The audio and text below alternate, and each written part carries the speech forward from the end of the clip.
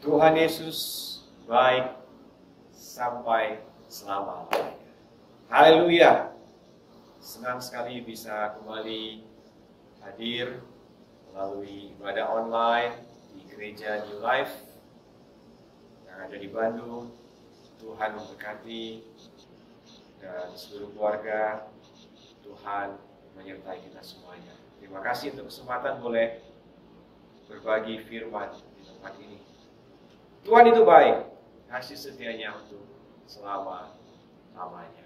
Mari kita berdoa untuk firman Tuhan disampaikan. Tuhan, Engkau hadir tengah-tengah kami, Engkau bersedia menuntun kami dengan Roh-Mu, dan setiap kami yang mendengarkan firman Tuhan ini, dimanapun kami berada, Tuhan menjamah setiap kami. Tuhan hadir, Tuhan hidup, berkuasa, dan tidak pernah berubah dulu, sekarang, sampai selamanya. Kami buka hati kami untuk firman Tuhan bekerja. Firman-Mu yang tidak pernah kembali dengan sia-sia. Firman-Mu yang tidak pernah gagal. Namun firman-Mu yang selalu berhasil mengerjakan apa yang diperintahkan Tuhan kepadanya. Kuduskanlah kami dalam kebenaran. Firman Tuhan adalah kebenaran. Dalam nama Tuhan Yesus kami berdoa dan mengucap syukur. Amin. Alkisah, ada seorang raja yang suka berburu, dan sebelum berburu dia berlatih untuk menembak, dilatih oleh pelatihnya. Dan pada satu kali pelatihan terjadi insiden ketika dia menarik pelatu, dan ternyata tangannya terluka dan harus dipotong. Dia begitu marah kepada pelatihnya dan menjebloskan pelatihnya itu ke penjara.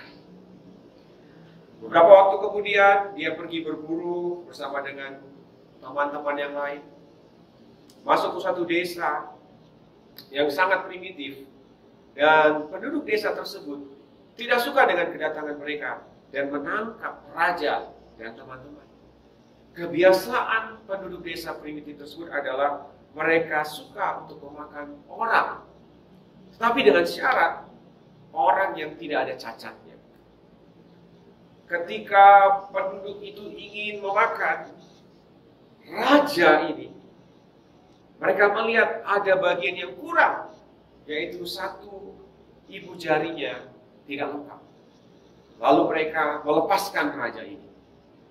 Raja ini begitu senang. Ketika dia pulang ke kerajaannya, dia segera menjumpai pelatihnya yang dijebloskannya ke dalam penjara dan berkata, "Terima kasih karena kau sudah menyelamatkan nyawaku. Seharusnya aku dimakan oleh penduduk primitif itu, tetapi karena kesalahanmu, tanganku ini, jari tanganku ini hilang, dan aku pun tidak jadi dimakan." Dan pelatihnya itu juga bilang, "Terima kasih, ya Raja. Kenapa kamu yang berterima kasih kepadaku? Seandainya aku ikut kepada raja, tidak dijebloskan ke dalam penjara, tentulah aku yang akan dimakan oleh penduduk primitif tersebut." Dari kisah ini kita belajar bahwa Tuhan dapat bekerja, turut bekerja dalam segala sesuatu untuk mendatangkan kebaikan bagi yang mengasihinya. Amin. Kita akan belajar bersama-sama dalam firman Tuhan. Dari Injil Yohanes pasal yang ke-9 ayat 1-3 dikatakan demikian. Waktu Yesus sedang lewat, ia melihat seorang yang buta sejak lahirnya. Murid-muridnya bertanya kepada Yesus, "Rabi, siapakah yang berbuat dosa? Orang ini sendiri atau orang tuanya, sehingga ia dilahirkan buta?" Sering sekali sikap ini juga mampir, singgah, atau menetap di dalam pikiran kita. Karena cakrawala berpikir kita yang cenderung keliru. Ketika ada orang yang sakit, terinfeksi oleh virus corona, banyak yang menghakimi ini karena dosanya. Ketika ada orang yang Dipanggil Tuhan melalui virus ini. Orang yang seharusnya diberikan kekuatan dan penghiburan, tetapi sangat disayangkan, mereka justru dihakimi. Tapi Tuhan yang kita sembah, Tuhan yang kita kenal dalam nama Yesus tidak demikian. Tuhan itu baik. Dan kebaikannya dapat kita alami. Maka jawab Yesus di ayat yang ketiga. Bukan dia dan bukan juga orang tuanya. Tetapi karena pekerjaan Allah harus dinyatakan di dalam dia. Memang benar. Ada sakit penyakit yang disebabkan oleh kesalahan manusia. Namun juga ada musibah yang memang karena kejadian Allah. Namun hari ini kita mau belajar, apapun yang terjadi, siapapun penyebabnya, kita mau melihat bahwa Tuhan itu baik. Tuhan itu mengasihi kita. Kenapa Tuhan itu baik? Apa alasan mengapa Tuhan itu baik? Alkitab mengatakan bahwa Tuhan adalah kasih. God is love. Jadi dia bukan hanya mengasihi, tetapi dia adalah kasih itu sendiri. Dia adalah sumber kasih itu sendiri. Dalam 1 Yohanes 4 ayat 16 dikatakan, kita telah mengenal dan telah percaya akan kasih Allah kepada kita. Allah adalah kasih. Dan barang siapa tetap berada di dalam kasih, ia tetap berada di dalam Allah, dan Allah ada di dalam dia. Sekali lagi, Allah adalah kasih. Mari dalam masa-masa yang sulit seperti sekarang ini, pandemi yang sedang dihadapi oleh seluruh dunia, mari kita tidak saling menghakimi, tapi mari kita saling mengasihi. Mari kita saling bertolong-tolongan, menjadi problem solver, menjadi orang-orang yang membantu menyelesaikan masalah, bukan menambahi masalah. Saya mengajak kita semua tetap hidup dalam kasih, mentaati setiap anjuran yang pemerintah, yang dinas kesehatan anjurkan, supaya kita semua bisa saling bertolong-tolongan, dan kita bisa menjadi garam dan terang bagi dunia ini. 3 bukti bahwa Allah itu baik. 3 bukti kebaikan Tuhan. Yang pertama, Tuhan menyelamatkan umatnya dari dosa mereka. Ini yang tidak bisa dilakukan oleh siapapun juga.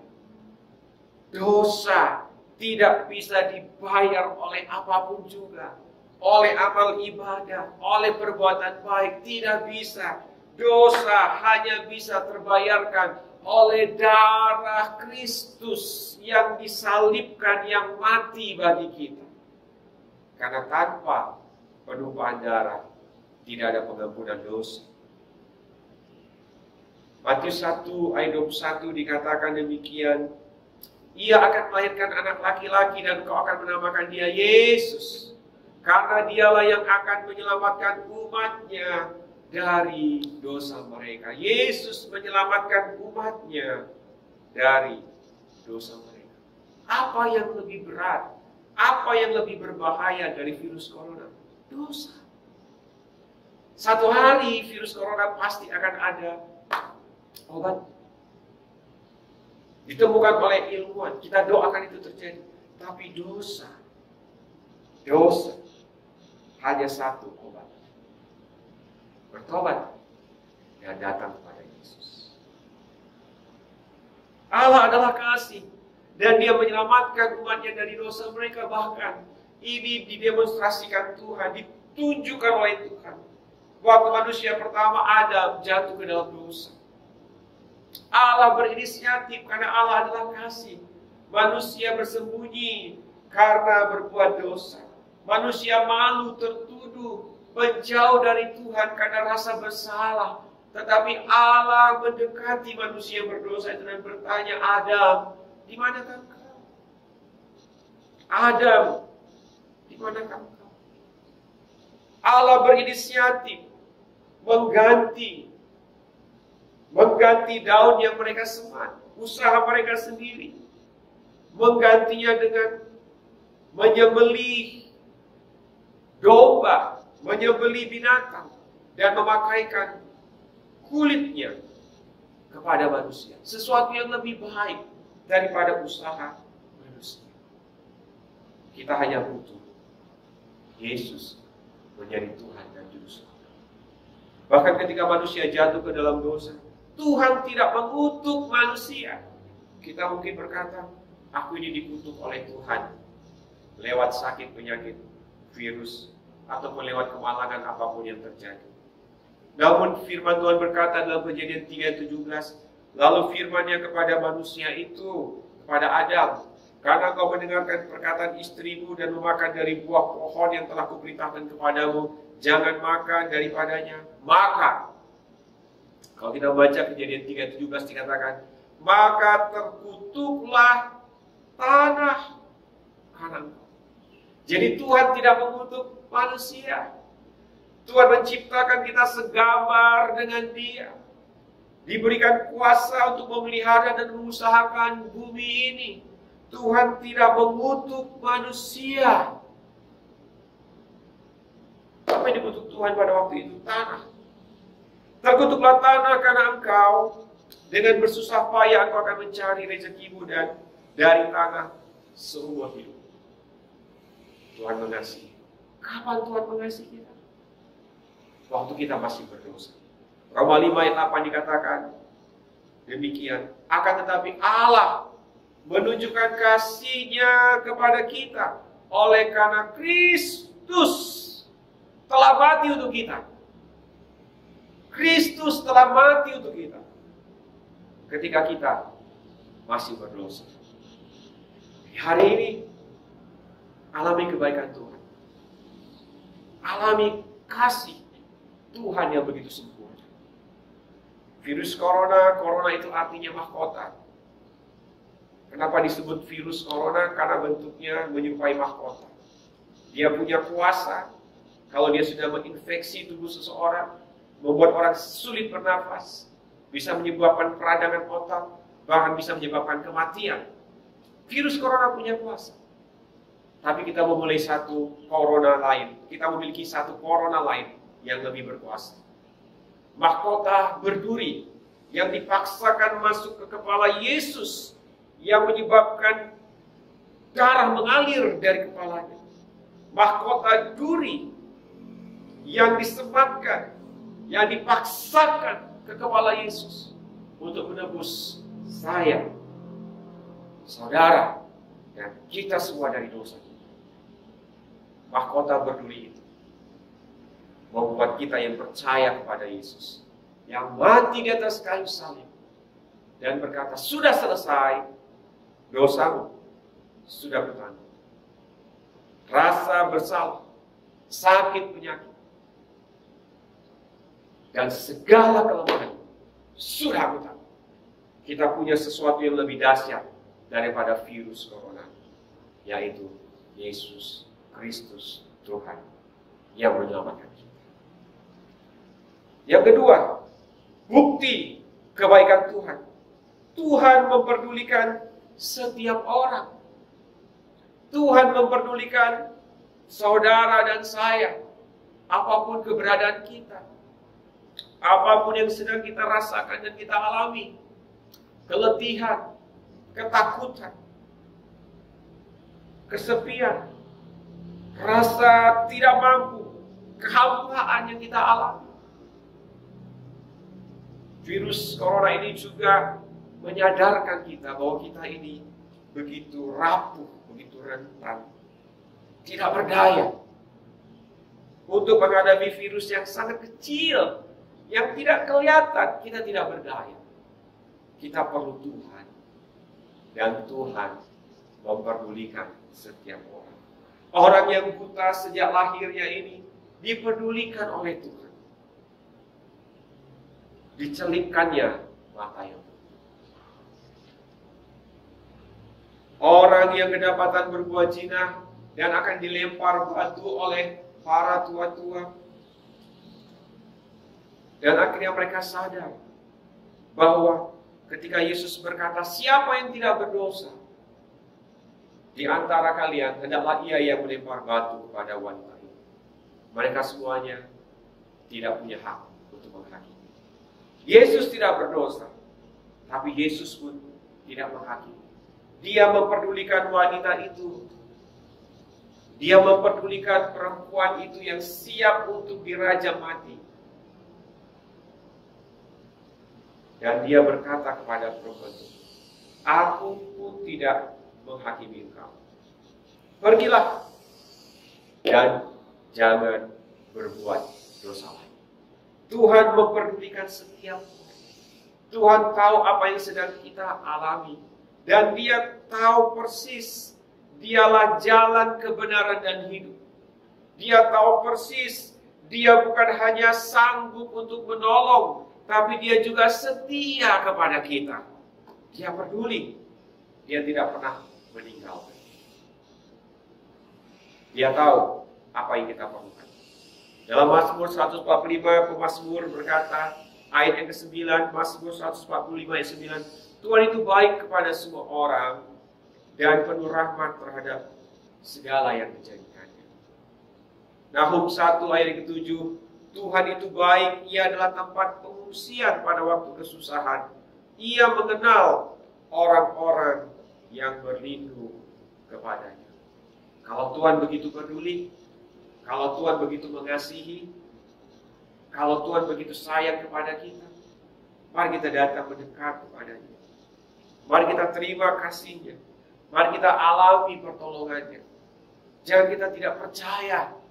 Kita membenci Tuhan. Kita menyalahkan Tuhan, mengapa semua ini terjadi. Kalau Engkau ada, kenapa ini semua terjadi?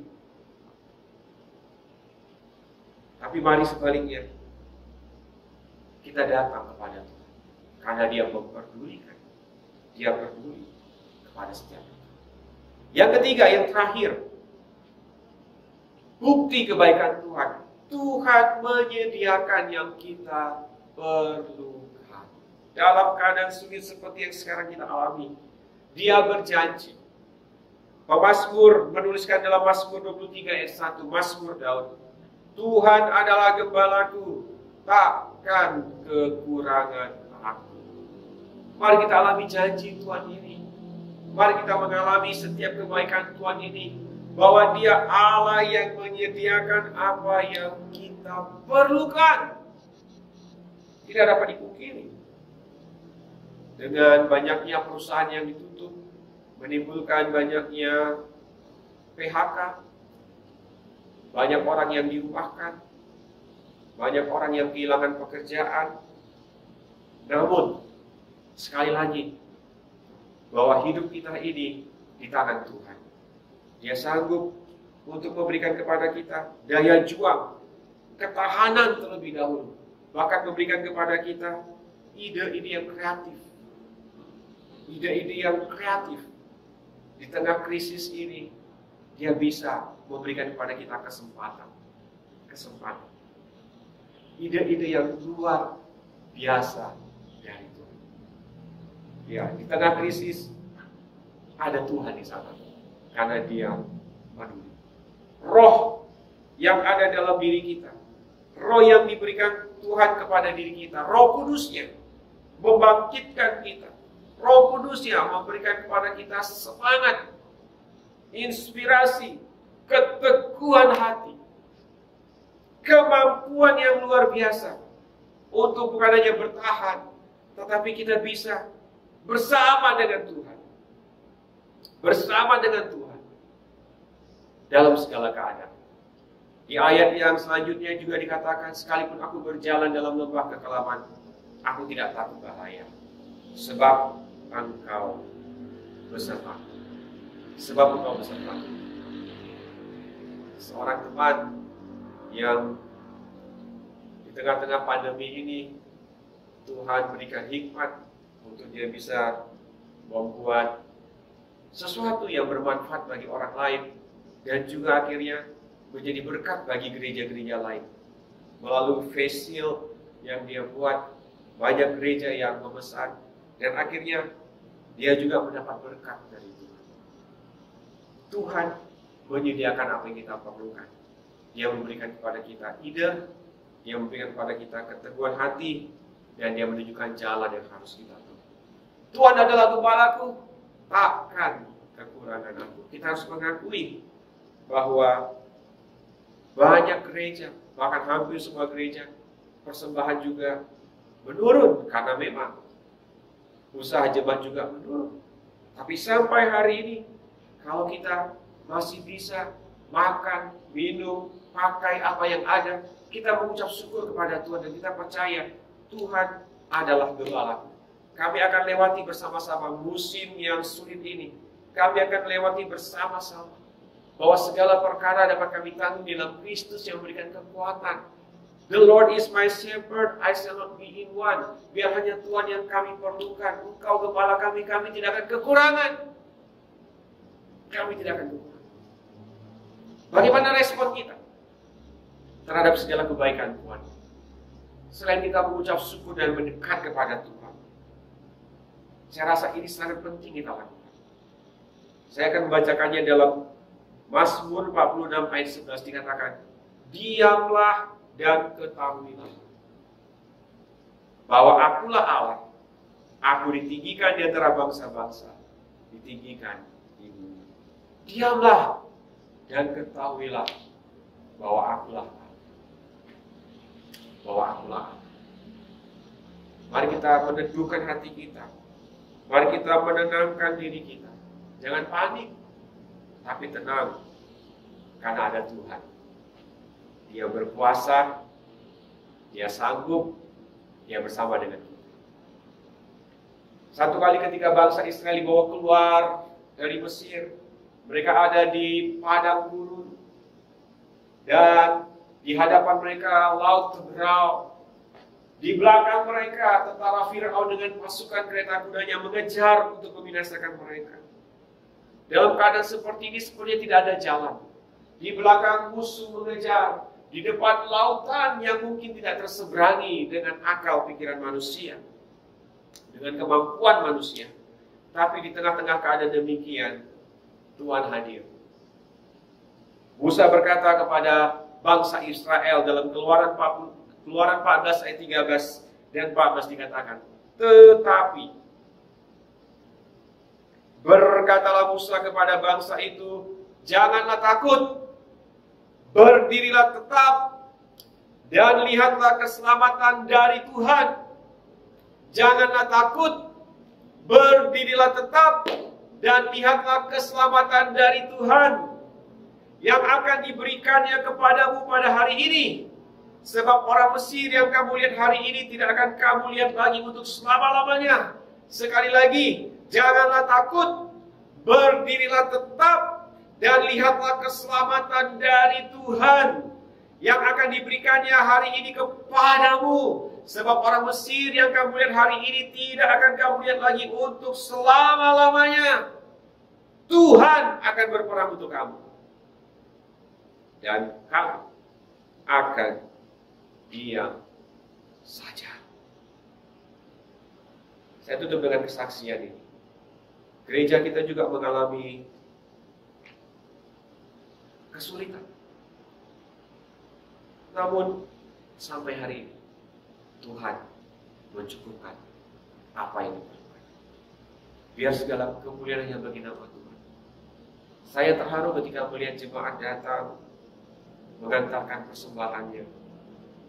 Mereka datang karena tidak bisa datang. Mereka datang ke pastori karena memang hampir 2 bulan lebih gereja sudah ditutup. Mereka datang, mereka memberikan persembahan. Orang-orang yang sederhana, tapi hatinya mengasihi. Saya juga lihat dalam laporan keuangan, saya terkejut. Di bulan Januari, Februari, memasuki bulan Maret krisis, dan sampai sekarang, saya melihat justru mengapa persembahan jemaat semakin baik. Saya bersyukur untuk itu semua karena kemurahan Tuhan. Namun di sini saya belajar ketika saya diam dan tenang, Tuhan yang berperang. Tuhan yang berperang. Saya mengajak kita untuk menentukan hati dia. Dia Allah yang mengasihi kita. Tuhan itu baik. Dia menyelamatkan, Dia memperdulikan, dan Dia menyediakan apa yang kita butuhkan. Amin. Mari kita berdoa.